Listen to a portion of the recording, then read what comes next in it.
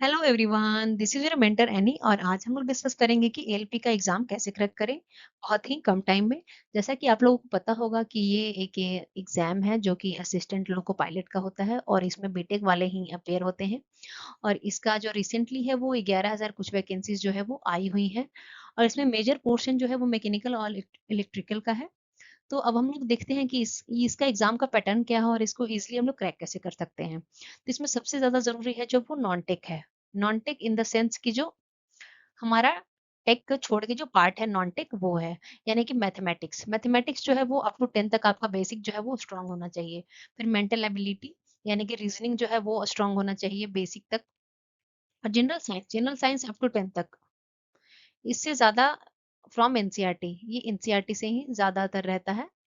तो ये इतना इनफ है जनरल साइंस के लिए। और जनरल अवेयरनेस के लिए आपका जो है वो करंट अफेयर का पार्ट है, ये 1.5 ईयर का इनफ है सीबीटी वन के लिए। तो सीबीटी वन में ये 4 पोर्शंस ही आते हैं, जिसमें कि ये 60 मिनट का एग्जाम होता है और इसमें 75 क्वेश्चंस होते हैं। और ईच क्वेश्चन जो है वो 1 मार्क का होता है और इसका नेगेटिव मार्किंग जो है वो 1/3 होता है। तो हम लोग देखते हैं कि इसको हम लोग कैसे इफिशिएंटली क्रैक कर सकते हैं। इसमें जो है आपका प्रैक्टिस, मैथ्स में जो सबसे ज्यादा जरूरी है वो प्रैक्टिस है। मैथ्स और रीजनिंग में सबसे ज्यादा जरूरी है कि प्रैक्टिस। इसके लिए आप क्या कर सकते हैं, इसके लिए आप लोग जो है वो टेस्ट दे सकते हैं रेगुलर। मतलब 20 मार्क का, 30 मार्क का जो है वो टेस्ट दे सकते हैं रेगुलर। इससे आपका क्या होगा कि आपका टाइमिंग भी समझ में आएगा आपको, और आपका जो रिजल्ट है वो आप इस उस पे भी फोकस कर सकते हैं कि आप कितना स्कोर कर रहे हैं। तो ये नॉन टेक का पार्ट हो गया। अब हम लोग देखते हैं कि सीबीटी टू में क्या होता है। अब हम लोग देखते हैं कि सीबीटी टू में क्या होता है। सीबीटी टू में 2 एग्जाम होते हैं, पार्ट ए और पार्ट बी। जिसमें पार्ट ए जो है वो 90 मिनट्स का होता है और इसमें 100 क्वेश्चंस होते हैं। और इसमें नेगेटिव मार्किंग 1/3 होता है। और इसका जो टॉपिक है वो मैथ्स है, जीएस है, रीजनिंग है and basic science and engineering है। तो ये इसके टॉपिक है। तो जैसा कि आप लोग देख रहे हैं कि नॉनटेक का एक बहुत बड़ा पोर्शन है जो इस एग्जाम में है। तो इसके लिए आपको नॉनटेक ही बहुत ही मतलब बेस्ट होना चाहिए, तभी आप इस एग्जाम को क्रैक कर सकते हैं। बिना नॉनटेक के हेल्प के आप कोई भी जो इंजीनियरिंग का एग्जाम है वो क्रैक नहीं कर सकते हैं, क्योंकि हर एक एग्जाम में जो नॉनटेक का पोर्शन है वो 50% एटलीस्ट है सारे एग्जाम में।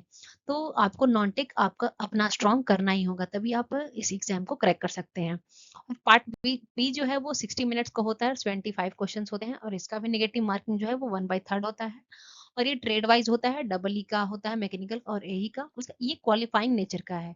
ये सबसे ज्यादा इंपॉर्टेंट है। इसका जो नेचर है वो क्वालिफाइंग है, यानी कि सिर्फ आपको क्वालिफाई करना है 35% पे, चाहे आप किसी भी कैटेगरी में हो, एससी एसटी ओबीसी जनरल कोई भी कैटेगरी हो। इसमें जो है वो आपको 35% जो है वो आपको लाना होगा फॉर क्वालिफाइंग।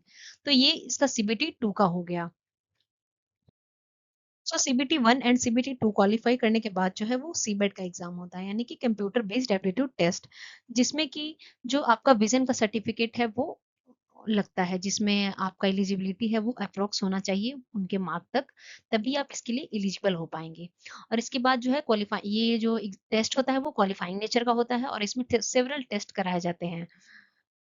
तो इसमें साइकोलॉजी का भी एक टेस्ट होता है जो कि आपको क्वालिफाई करना पड़ता है और मिनिमम आपको 42 मार्क्स लाना पड़ेगा, तभी आप क्वालिफाई कर पाएंगे। और इसका जो फाइनल रिजल्ट है वो, उसका वेटेज क्या है, वेटेज यानी कि जो फाइनल रिजल्ट जो बनता है उसमें वेटेज 70% जो होता है वो part A of CBT two. CBT two का जो पार्ट ए है, यानी कि जो मैथ जीएस जी रीजनिंग इसका पार्ट था, उसका 70% होता है और 30% स्कोर्ड इन सीबेट। और जो आपने स्कोर किया है सीबेट में उसका 30% है। इससे जो है वो फाइनल रिजल्ट बनता है। और इसके बाद जो इसको क्वालिफाई कर जाते हैं उसके बाद जो है उनका डॉक्यूमेंट वेरिफिकेशन होता है, यानी कि डीवी। तो ऐसे ये एग्जाम जो है वो फाइनल रिजल्ट तक पहुंचता है। तो अभी हमने देखा कि इसमें कितने एग्जाम होते हैं, क्या पैटर्न है इस एग्जाम का, और फिर क्वेश्चन क्या कैसे होते हैं, फिर किसका कितना कितना पोर्शन होता है। तो अब हम लोग देखते हैं कि इसका प्रिपरेशन कैसे करें। तो प्रिपरेशन के लिए आपको पता है कि इसका एक मेजर पोर्शन जो है वो नॉन टेक का है। तो इसके लिए सबसे ज़्यादा ज़रूरी है फर्स्ट ऑफ ऑल कि आप नोट्स बनाएँ। आप एनसीईआरटी का नोट्स बनाइए बेसिक अप टू 10 तक। ये किसी भी एग्ज़ाम के लिए बहुत ज़्यादा इम्पोर्टेंट है, क्योंकि हर एक एग्ज़ाम जो है वो अपना स्टैंडर्ड एनसीईआरटी को मानती है। तो वो हर एक एग्ज़ाम एनसीईआरटी को ही फॉलो करती है, चाहे वो ग्रेजुएशन लेवल का हो या फिर डिप्लोमा लेवल का या फिर 12th लेवल का हर एक एग्ज़ाम जो है वो एनसीईआरटी को ही फ़ॉलो करती है। और फिर जो ये फिर इसके बाद जो है आप आर.एस. अग्रवाल का एक बुक है वो आप एप्टीट्यूड का फ़ॉलो कर सकते हैं। ये एप्टीट्यूड के लिए ये बहुत ज़्यादा ज़रूरी है, एप्टीट्यूड प्लस मैथ्स के लिए। ये आपको बहुत ज़्यादा हेल्पफुल करेगा और इससे आप या फिर आप यूट्यूब पे लेक्चर भी देख सकते हैं और इससे आप टेस्ट भी दे सकते हैं। इससे आपका जो मैथ्स है वो एफिशिएंट बहुत ही अच्छा हो जाएगा यानी कि एफिशिएंट हो जाएगा। और फिर मैथ्स में सबसे ज़्यादा ज़रूरी है प्रैक्टिस। प्रैक्टिस मैथ्स में बहुत ज़्यादा ज़रूरी है, तभी बिना प्रैक्टिस के मैथ्स कभी नहीं आता। तो आपको पर डे 20 क्वेश्चन्स तो एटलीस्ट लगाने ही होंगे, तभी हो पाएगा और रीज़निंग का भी पर डे 20 क्वेश्चन। तो ये हो गया है जीएस और रीज़निंग के लिए। और फिर हम लोग टेक के लिए क्या कर सकते हैं? तो टेक के लिए आपने जो बेसिक पढ़ा है हर एक सब्जेक्ट का, जैसे कोई भी मैकेनिकल का भी कोई पार्ट है, जैसे थर्मोडायनामिक्स आता है या फिर जो आरएससी आता है या मैन्युफैक्चरिंग आता है, तो इसका जो भी आप इसका मतलब गेट लेवल का आपको नहीं पढ़ना है, बस आपको जो है वो एसएससी लेवल का पढ़ना है। तो ये इतना जो है वो बहुत ही एफिशिएंट होता है क्वालीफाई करने के लिए, क्योंकि जितने भी एग्ज़ाम हैं जो डिप्लोमा और बीटेक लेवल पे होते हैं, वो सारे बेसिक को ही फॉलो करते हैं। तो आप इसका बेसिक पे ज़्यादा ज़्यादा मेहनत करिए। कुछ के मन में सवाल आ रहा होगा कि क्या हम लोग न्यूमेरिकल को भी बना सकते हैं? तो न्यूमेरिकल इसमें बहुत ही कम होता है, ज़्यादातर जो होता है वो थ्योरी बेस्ड क्वेश्चन्स होते हैं।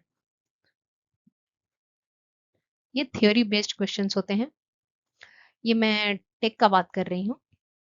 तो इसमें ज़्यादातर क्वेश्चन जो होते हैं वो थ्योरी बेस्ड होते हैं, तो आप इसमें जितने भी आपके सब्जेक्ट हैं मेजरली जो हैं 3-4 सब्जेक्ट्स हैं, इस सिलेबस में दिया हुआ है, तो वो उनका आप सबका बेसिक बस बनाइए, सिर्फ़ और सिर्फ़ बेसिक। इससे ज़्यादा क्वेश्चन पूछता ही नहीं है, तो आप इसका बेसिक जो थ्योरी है वो भी अगर आप रिमेंबर करें, उसको याद करें, तो आप इस एग्ज़ाम को ईज़िली क्वालीफाई कर सकते हैं। तो आपको मेजरली ध्यान देना है अपने नॉन टेक बैकग्राउंड पे। 2 टू 3 मंथ जो है वो इनफ है इस एग्ज़ाम के लिए। 2 टू 3 मंथ इज़ इनफ इसके एग्ज़ाम के प्रैक्टिस के लिए। तो अभी तो वैकेंसी ही आया है जून में, तो एग्ज़ाम इसका एटलीस्ट अगस्त में ही होगा सीबीटी 1। तो इनफ है, इतना ड्यूरेशन जो है वो इनफ है इस एग्ज़ाम के प्रिपरेशन के लिए। तो आई होप आपको यहाँ तक समझ में आया होगा। और जो जितने भी मैंने आपको बताया कि जितने भी टेक हैं उसके लिए आप बेसिक ही सिर्फ फॉलो करें, उसमें ज़्यादा न्यूमेरिकल में ना घुसें, वरना न्यूमेरिकल ही बनाते रह जाएँगे और आपका एग्ज़ाम खत्म हो जाएगा। तो आई होप आपको यहाँ तक समझ में आया होगा और ये लेक्चर थोड़ा अच्छा लगा होगा। So thank you so much for watching my lecture.